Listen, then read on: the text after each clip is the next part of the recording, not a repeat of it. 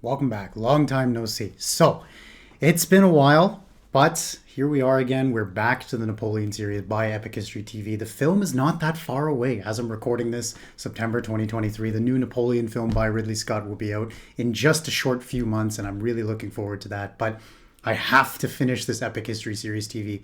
Epic History Series TV. That's a new one. Epic TV. Epic History TV series before that movie is out. And so let's continue on with this one. The last time we left off, this is peak, guys. This is the absolute peak. This is 1813, Napoleon, the Battle of Nations. He has retreated back into Germany, and I mean, is there anything more to say? This is going to be a fantastic episode. I don't know if I'll have a lot to say. I think there's just going to be a lot of like, damn, right? A lot of that. Let's go.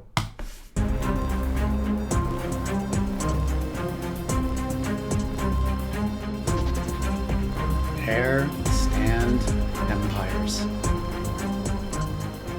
October 1813. Napoleon Bonaparte faced his greatest crisis since becoming Emperor of the French 9 years before. His long war in Spain had ended in defeat, and an Anglo-Spanish-Portuguese army had now crossed the Pyrenees to invade France itself. Oof. Come to think of it, actually, when was the last time at this point that invaders had actually stepped on French soil?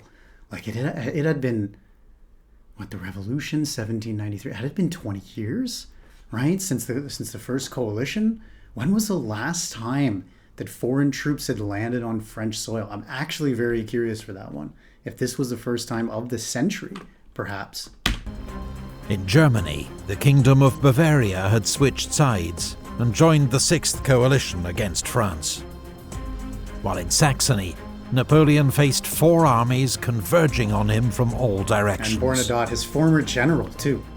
What's more, these were not the same bunglers he'd crushed in 1805 and 6 at Austerlitz and Jena. Prussia, Austria and Russia had all learned from their mistakes. They were now better organized, trained and led, and more wary of Napoleon. The largest coalition force was the Army of Bohemia, commanded by Austrian Field Marshal, the Prince of Schwarzenberg. His was a huge mixed Austrian-Russian-Prussian army of 194,000 men and 790 guns. To the north, Blücher's army of Silesia, and the Army of the North under Napoleon's ex-marshal Bernadotte, now Crown Prince of Sweden. The ultimate betrayal, but honestly, he followed what was in the best interest of his nations. I don't know how to feel about that. I mean, there's obviously the personal relation is that you previously served under this man, but I mean, you're the Crown Prince, and this is going to behoove Sweden if France is defeated properly. But I don't know, just watching this, I mean, it's been more than 200 years since this happened, but still kind of stings a little bit to see the Prince Bernadotte switching sides and now actually fighting against Napoleon. I don't know. Together, 130,000 men and 536 guns. To the southeast, General Bennigsen's Army of Poland, so that's 320,000 besieging Dresden. Another 34,000 men and 135 guns. Yeah, so in total, the coalition had fielded 360,000 men and 1,500 guns, with Russia supplying the bulk of the troops. A lot from Austria, though. One unique addition to Bernadotte's Army of the North was a single troop of British rocket artillery, an experimental weapon system based on the Congreve rocket, a type seen here in 1830. Although wildly inaccurate, their high-explosive warhead could be devastating at close range. Interesting. Napoleon's forces around Leipzig were outnumbered almost 2 to 1. But with 200,000 men and 700 guns, the Grande Armée was still a force to be reckoned with many experienced troops and commanders, even though it increasingly relied on young conscripts to make up numbers. There were another 140,000 men that Napoleon could not call on. General Rapp's 10th Corps besieged in Danzig, Marshal Saint-Cyr's 1st Corps besieged in Dresden, Marshal Davout's 13th Corps holding Hamburg, as well as several smaller besieged garrisons across Germany and Poland. It's a lot, though. I mean, that really could have changed. I mean, how much was that? Right? So 40, 36, so call it 80. Yeah, I mean, over 100,000 men. Way over 100,000 men that are besieged that could have been used for this battle, but would it have made a difference? I don't know. We're going to find out. Garrisons across Germany and Poland. Napoleon was currently about 20 miles north of Leipzig with the bulk of his army. Marshal Murat was 40 miles to the south with 90,000 men covering Schwarzenberg. Napoleon now decided to rapidly join Murat, and with their temporary superiority in numbers, defeat Schwarzenberg before Bernadotte and Blücher could intervene. Murat had orders to conduct a fighting withdrawal northwards. But at Liebert-Volkwitz, he was drawn into major combat with the enemy's advance guard. Around 12,000 horsemen fought what some have described as the largest cavalry battle in Europe's history. Murat, in the thick of it as usual, was very nearly captured by Prussian dragoons. The battle ended in a minor coalition victory, with around 2,000 casualties on each side. 12,000 horsemen. The next day, Napoleon arrived to take command. This video is sponsored by the Great Courses Plus. My sister bought me a subscription to this once, actually, for 1 year. I actually quite liked it, to be honest. It was a little, the production had a little bit to be said about it. Honestly, I think you can find some better stuff on YouTube, but I actually liked it. And it was pretty cheap, so I'd recommend it. Go check it out.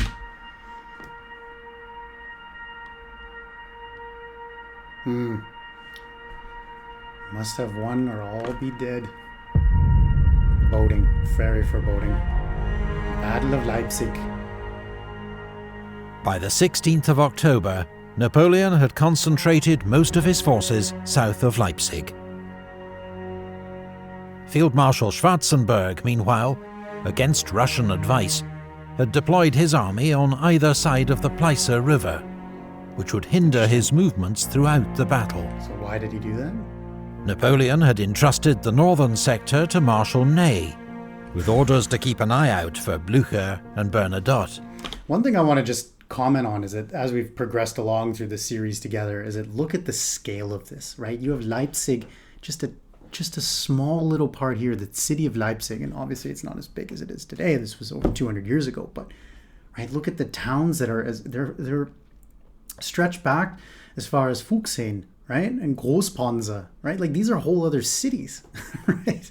Obviously modernly, but these are all villages. Like this is just tens of kilometers of space that this battle is taking place on. And is this the largest we've seen so far in terms of space? Probably in Russia, but still, it's just cool to look at the scale.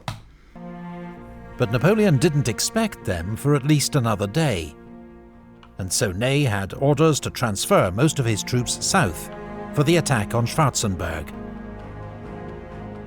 Schwarzenberg, however, knew that Blücher and Bernadotte were closer than Napoleon suspected, and that Bennigsen was also marching up from Dresden. This was the moment the coalition had been waiting for.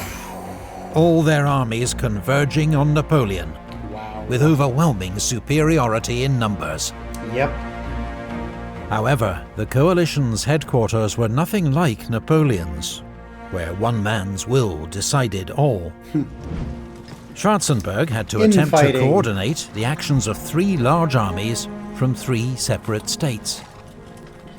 And although he was commander-in-chief, his plans still needed to be approved by Emperor Alexander, the supreme commander, whilst he also managed relations with the King of Prussia and the Emperor of Austria, 2 different languages, all of whom were present at his headquarters. I hope Alexander of Russia spoke German. The plan finally agreed was for General Wittgenstein's corps group to lead an attack in 4 main columns, with 2 Austrian flanking attacks west of the Pleiße. At 8 AM, a bombardment began along the line, as Russian, Austrian and Prussian infantry regiments advanced across cold, muddy fields. This is completely going to be in the movie. This has to be in the movie. Wachau soon fell to Russian infantry, but French artillery fire made it impossible for them to advance further. Victor's 2nd Corps then counterattacked, retaking the village at bayonet point. Wachau would change hands twice more that morning. These bloody contests for small Saxon villages would come to typify the fighting around Leipzig.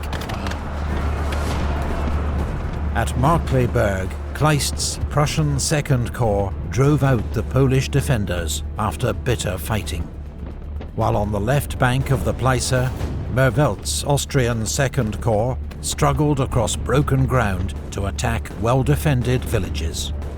Their assault on Konnewitz stalled, but with heavy losses, the Austrians got a toehold in Dörlitz. On the right flank, around 10 AM, Klenau's 4th Corps occupied the high ground of the Kolmberg and fought its way into Liebertwolkwitz. Napoleon, observing from Gallows Hill, ordered up Augereau's 9th Corps and the Young Guard in support. MacDonald's 11th Corps was now also arriving in position on his left. Okay. His troops retook the Kolmberg and counterattacked Liebertwolkwitz, driving out the Austrians and pursuing them over the fields beyond. There's 500,000 men on this battlefield here.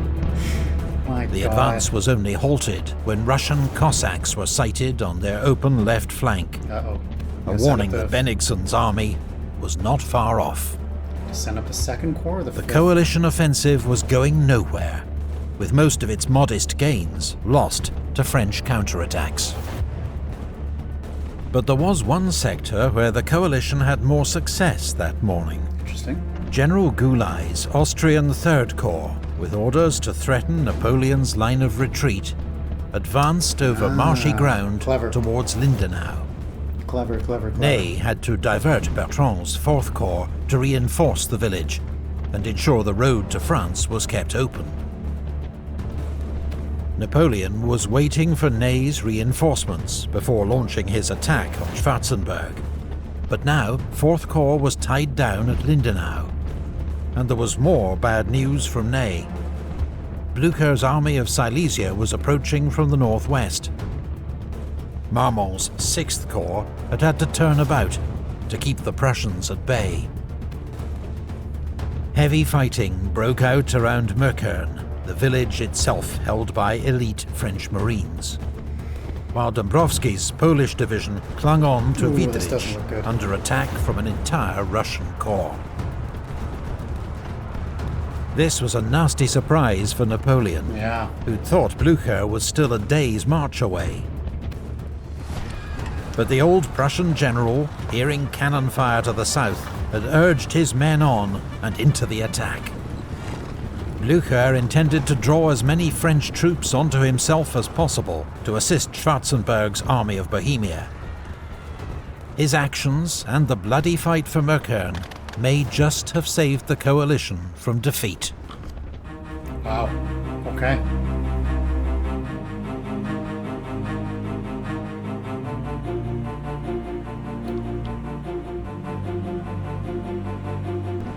Napoleon was outnumbered across the whole battlefield, but in the south he still had a numerical advantage, not as large as he'd hoped, nor likely to last long. Schwarzenberg and Alexander were already moving up reserves, though Schwarzenberg now found that his were on the wrong side of the Pleiße River, costing precious hours. As he was told. It was now or never for Napoleon. At 2 PM, he ordered the attack to begin. A grand battery of 180 guns blasted the enemy lines. You can just imagine, too, that the air would be so thick with smoke you can't even see, right? Then Victor's 2nd Corps, Lauriston's 5th Corps, and the Young Guard began their advance. In support, Murat gathered 2 entire cavalry corps, 10,000 horsemen, and led them in one of the great mass cavalry charges of the Napoleonic Wars. Cuirassiers of the 1st Heavy Cavalry Division broke through to the main enemy battery. Some even nearly reached the 3 coalition monarchs. Whoa! But the ground was marshy, broken by fences and ditches. The French horses were soon exhausted, and the squadrons disordered.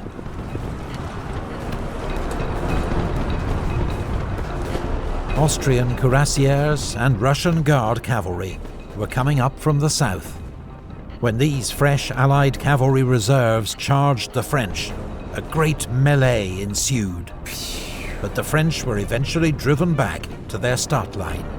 Broken record, man, look at that. Jeez. Maison's division of the 5th Corps was involved in a desperate struggle for Geldengossa.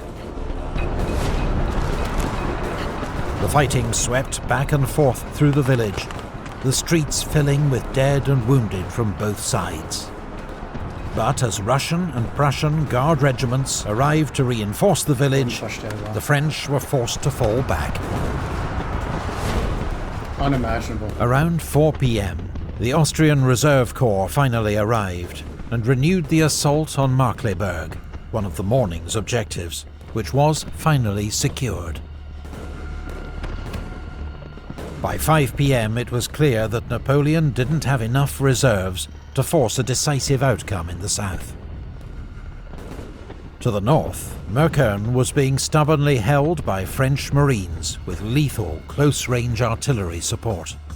But despite terrible losses, York's Prussian Corps continued to attack.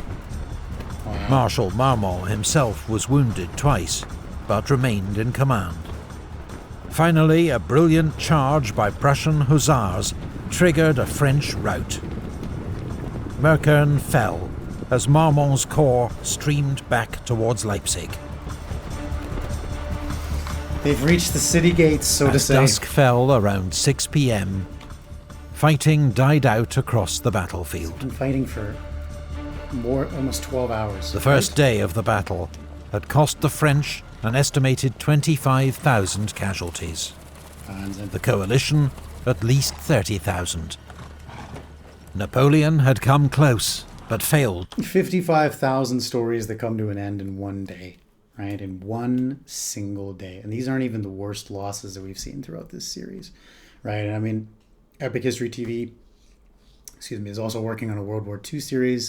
I know I saw that on their Patreon, and yeah, when we get to those, it's just, I don't know, you just sort of get those moments where you sit here and you go, wow, 55,000, what is that? But 55,000 stories that come to an end, 55,000 families that are affected. And like I said, there are events and days in history that are even worse. To land a decisive blow. The chance for victory was slipping from his grasp.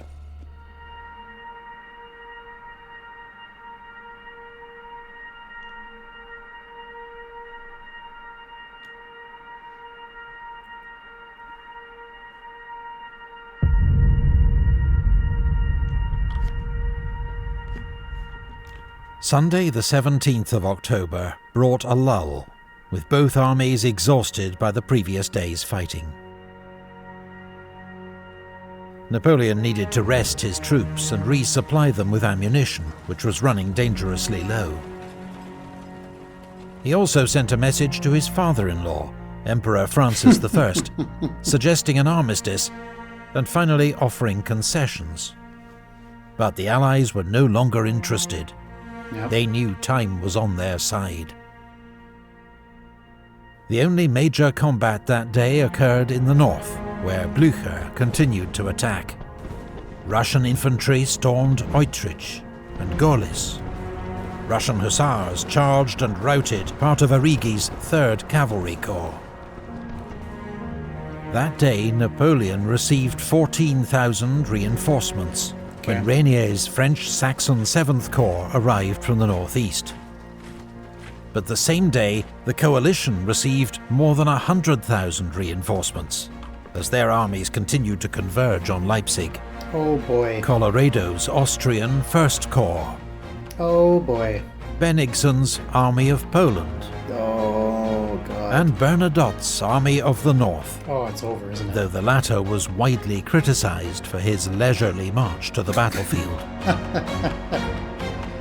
The next day, I wonder if that was really on purpose, though. You know, you kind of got to think, what is Bernadotte thinking at this point? That's what I'm very curious about. I'd be curious if there's any diaries or anything that's out there and that's publicly available, where he sort of goes through his thought process here, is that, you know, what it's like to really be fighting for the other side against a man that you fought alongside, you fought for, right? Not only alongside, but you fought for, and now you've switched and gone against him. Napoleon would face odds of nearly 2-1. It was time for the Emperor to begin planning his retreat.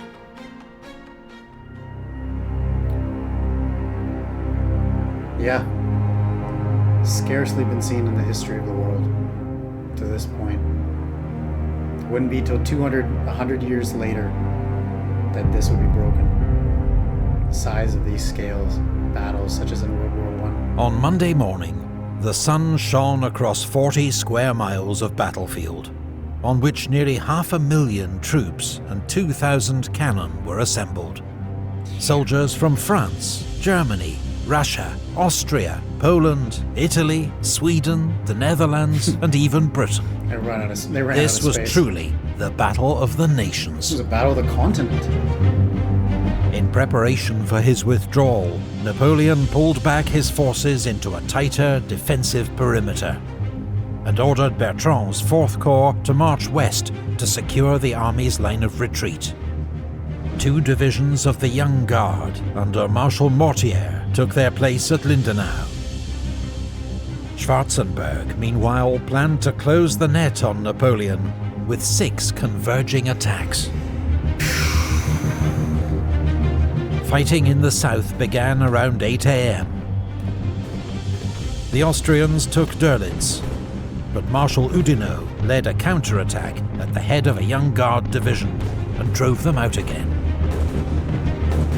Schwarzenberg was so alarmed by this reverse that he sent orders to recall Goulay's 3rd Corps. Oh no! Oh, what a blunder! General Barclay's troops initially faced little opposition as they took Wachau and Liebert-Volkwitz, scenes of such bitter fighting 2 days before, but now scarcely defended. And now just open for the taking. Barclay then paused, waiting for Bennigsen to get into position on his right, before continuing his attack. Bennigsen's troops had more ground to cover, but towards noon, they'd driven back MacDonald's infantry and taken their objectives. They would now wait for Bernadotte's army to link up on their right.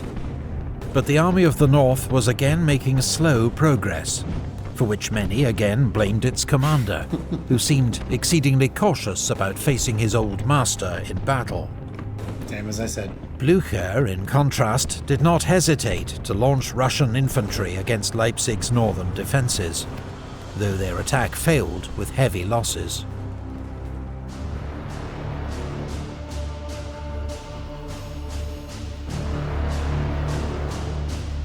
Crazy. Wow. The electric effect that one man has on people. By 2 p.m, Napoleon was hard-pressed on all fronts, but holding his own. His attention was now focused on Probstheide, key to his southern front, under attack from Kleist's Prussian 2nd Corps. French troops had turned the village into a fortress and inflicted terrible losses on the advancing Prussians. Probstheide was soon engulfed in smoke and fire as fighting raged on all sides. Some Prussian regiments lost half their men attacking the village, while 3 French generals were killed as they organized its defense. Napoleon even sent in Friant's division of the Guard Wow. to reinforce the position.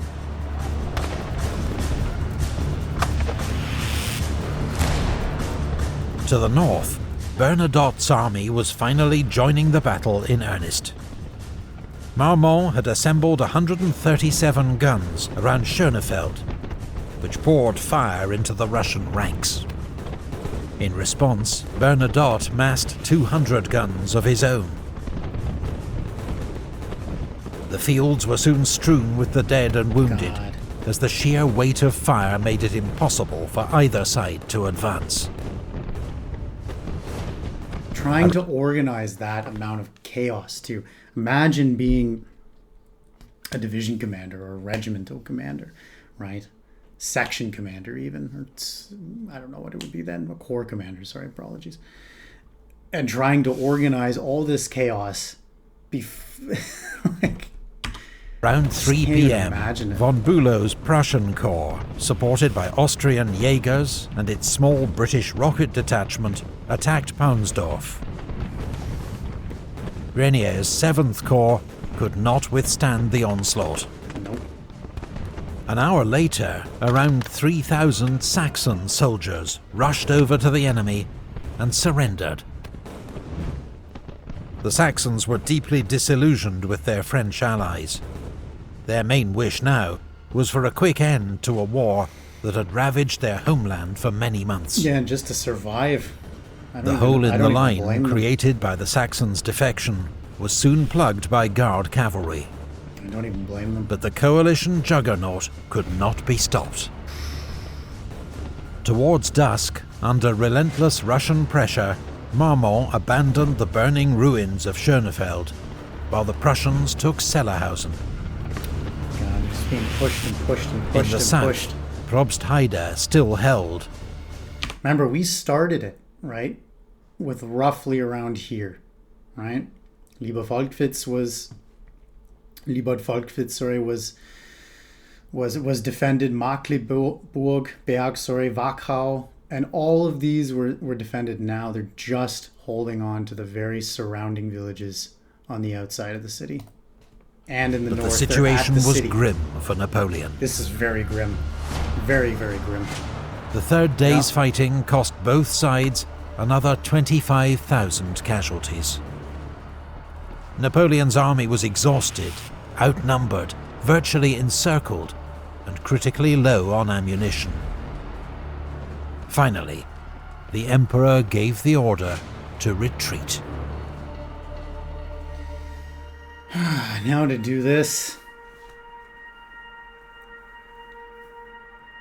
Wow. Ready to die for your majesty.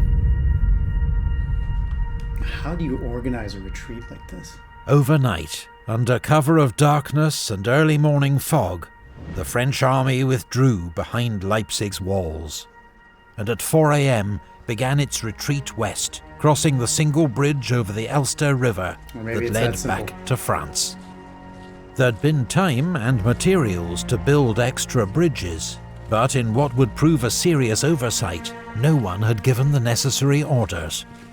Furthermore, there was no clear plan for Leipzig's defence, which was left to a jumble of under-strength units, mostly Poles and Germans. Napoleon left Leipzig around 10 a.m. Behind him there were scenes of mounting chaos and confusion, the city's streets jammed with troops, guns and wagons. The 20,000 wounded troops in the city had little hope of escape. 30 minutes later, shells began to rain on the city as the coalition launched an all-out assault from north, east and south. The rear guard held the city's gates for as long as they could, but they were soon overwhelmed by the enemy, and savage street fighting broke out across the city.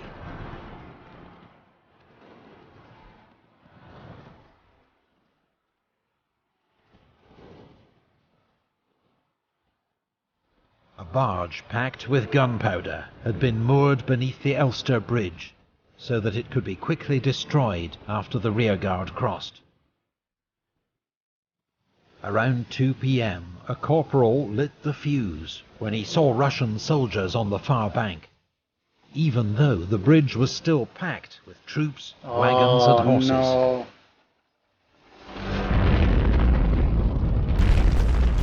The bridge was destroyed in a gigantic explosion that trapped 30,000 men and 30 generals on the wrong side of the river. Panic broke out among those who suddenly found themselves cut off. Most became prisoners, but some tried to swim for it, including the Polish Prince Poniatowski, made a marshal by Napoleon just 3 days before. Weak from his wounds, he rode his horse into the river, but as it tried to climb the steep far bank, it rolled over him, and he was drowned. Marshal MacDonald had also been cut off by the blast, and resolved to escape or die trying.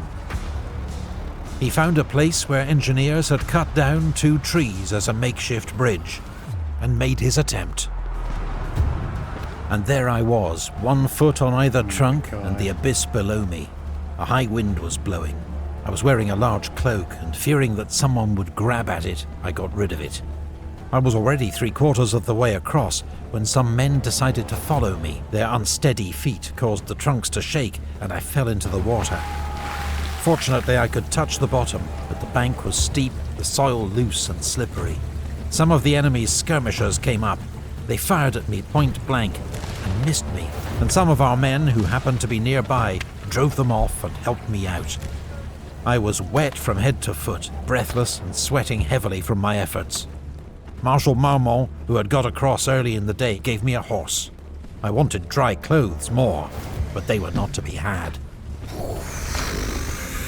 The loss of the bridge turned what was already a heavy defeat for Napoleon into a disastrous one.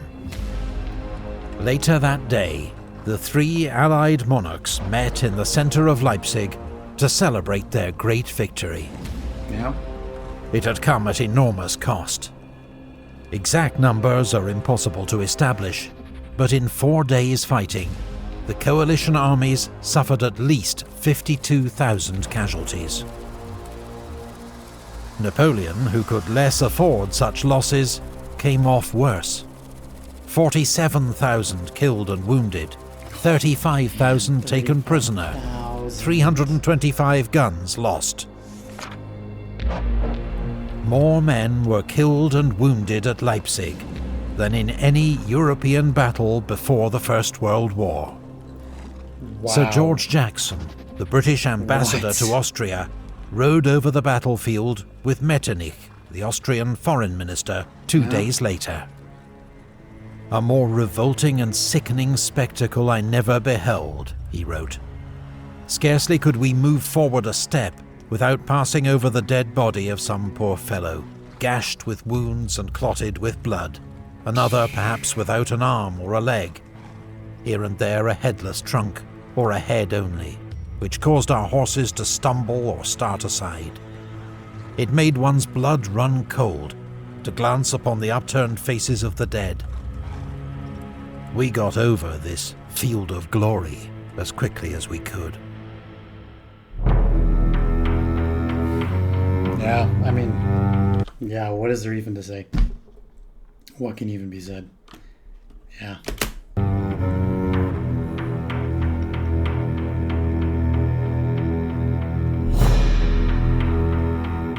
Napoleon had suffered a calamitous defeat.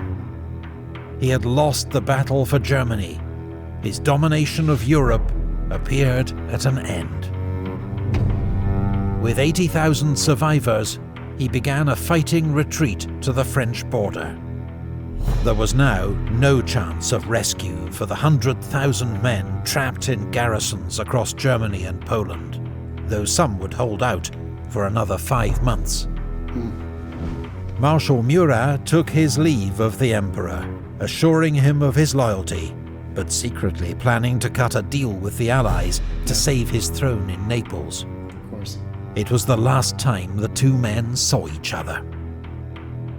11 days after the Battle of Leipzig, Napoleon's former allies, the Bavarians, tried to block his escape at Hanau with 40,000 men. The Bavarian commander, von Wrede, had served with Napoleon in many campaigns.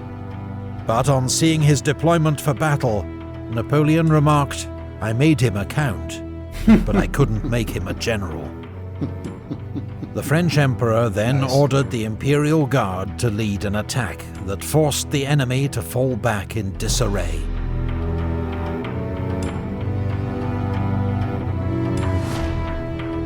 The French army reached the safety of Mainz 3 days later. Napoleon himself pushed on to Paris to contain the political damage from his defeat. Yeah. And the Behind British him, and the British are knocking at your door down the south too. Empire was being dismantled.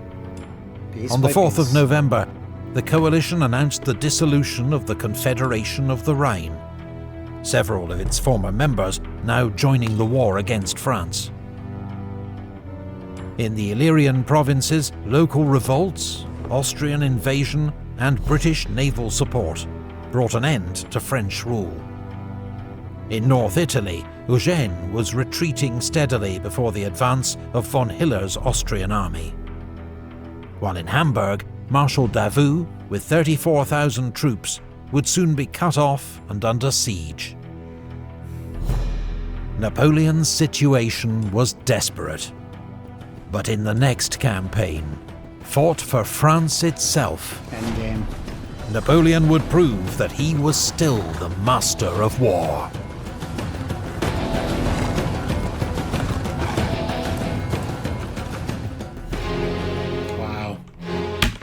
What is there to say? I mean, that was by far the most epic episode so far. The Battle of Nations, and it only gets better from here with the end game.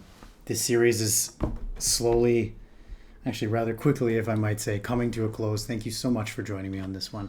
Thank you. Take care. All the best.